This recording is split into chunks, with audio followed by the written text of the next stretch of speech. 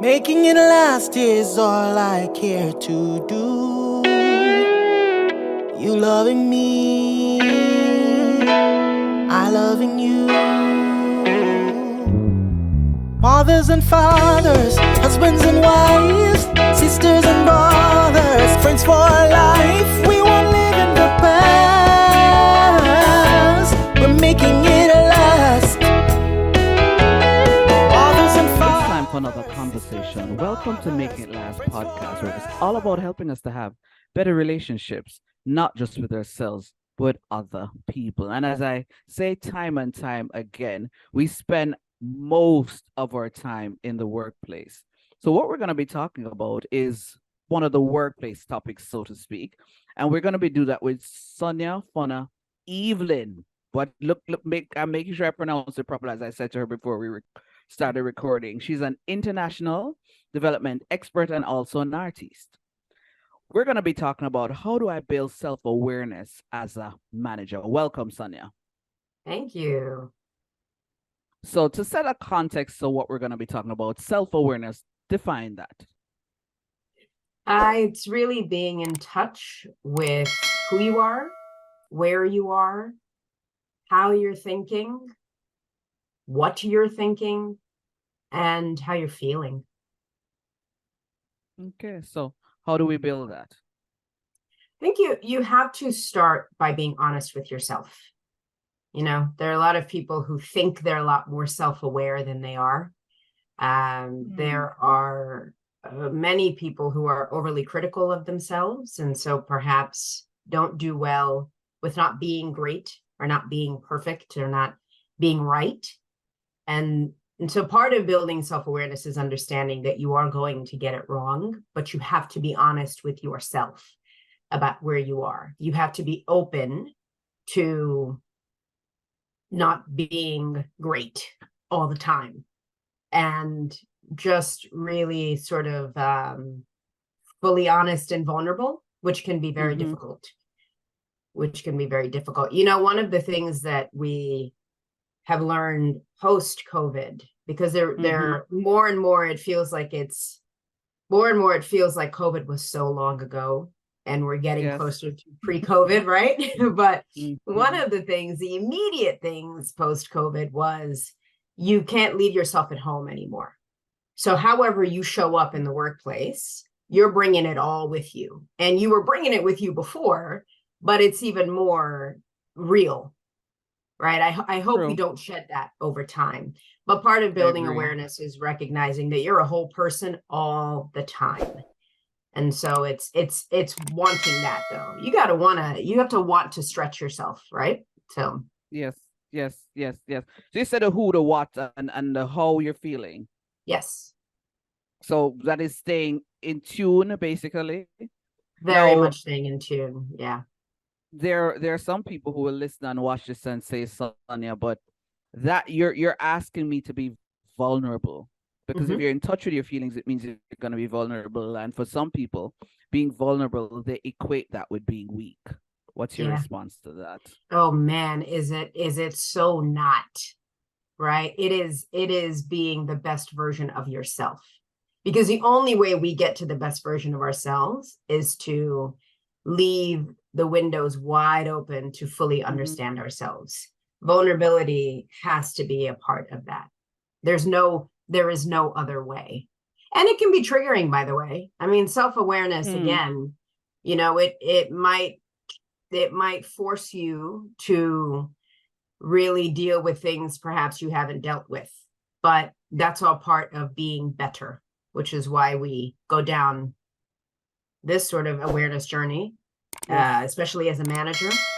It's required to be a good one anyway. And you know, the other thing is you cannot ask of others what you are not willing to do yourself. Yes, because the follow-up question to that I was going to ask is, how do you strike the balance, though? Because at the end of the day, you're still in a space where you're working with people that aren't your friends. So how do you strike the balance? Because you don't want them to know too much. You understand what I'm asking? Yeah, absolutely. But so self-awareness doesn't mean oversharing. It doesn't mean sometimes I think when we hear self-awareness, we color it with a lot of things that aren't part of it, right? Right. It just means being honest and being not just, it also means being quite true to yourself. So in those spaces, when you are working with people who are not your friends, or sometimes who are, there is a fundamental accountability that we all have, right? Whether it is to our work, whether it again is to ourselves, that must show up. It's about that. It isn't about saying too much. It is about making sure that you are receiving what is happening around you, and you are responding to that responsibly. Hi, I am Sonya, Funna, Evelyn, and you're watching the Making It Last podcast with Noreen Daly. We're going to take a break with a word from our partners. Making it last is all I care to do. You loving me, I loving you. Mothers and fathers, husbands and wives, sisters and brothers, friends for life. We won't live in the past. We're making it last. Mothers and fathers, sisters and brothers, friends forever. You can't live your best life without a healthy immune system. Boost your immune system the delicious way with Zappy's organic juices and punches. Made from local produce with zero added sugar, our juices cleanse and revitalize your body as they boost your natural immunity. Try our delicious flavors: Beat It, Berry Bomb, Get Fresh, Ton Up, and Island Splash. Find us on Instagram at Zappy's Organics, or call or send a WhatsApp message at 1-876-779-8910 to order today. That's 1-876-779-8910. Zappy's Organic Juices and Punches. Live your best life today.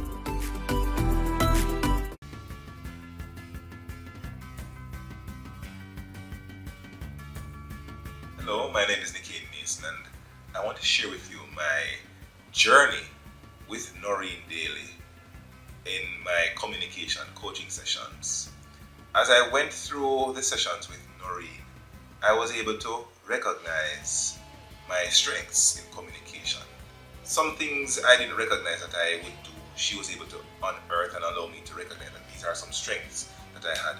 I did have some weaknesses which I was challenged to overcome through research, reviewing other public speakers, and being able to sit before a camera and to speak to an audience, an invisible audience. It was fun, and as a coach, she was patient and she gave good feedback, and she was able to give me the insight into communication as to how to best use my skills, my natural communication strengths, to be engaging as a speaker. And I would recommend anybody who seeks to become a more competent communicator to enroll in her program. Reach out to her, and I believe you're going to enjoy the journey as much as I did. Thanks.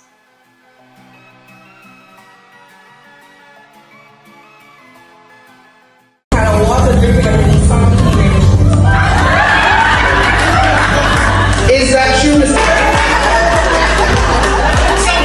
What the key of the woman is that?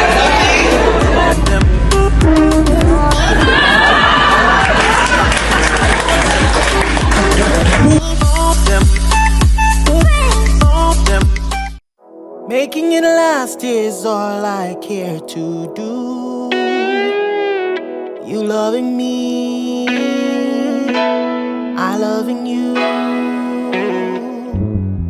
Mothers and fathers, husbands and wives, sisters and brothers, friends for life. We won't live in the past. We're making it last. Mothers and fathers, sisters and brothers, friends forever. Welcome back to the Making It Last podcast with Noreen Daly. I am Sonya, Funna, Evelyn. Let's continue the conversation. How then do you decide what then is too much. That's Because for you, I'll use myself as an example. I'm a Yeah. talker. I like to Mhm. talk through things, and I love to share, because that is how you know who I am, and then you know how to deal with me. So how then do you know that, okay, all right, this is a little bit too much. They don't need to know this. That is very subjective. It Okay. depends on where you work. It depends on how you work. It depends on what your work requires. Let's say you are a therapist.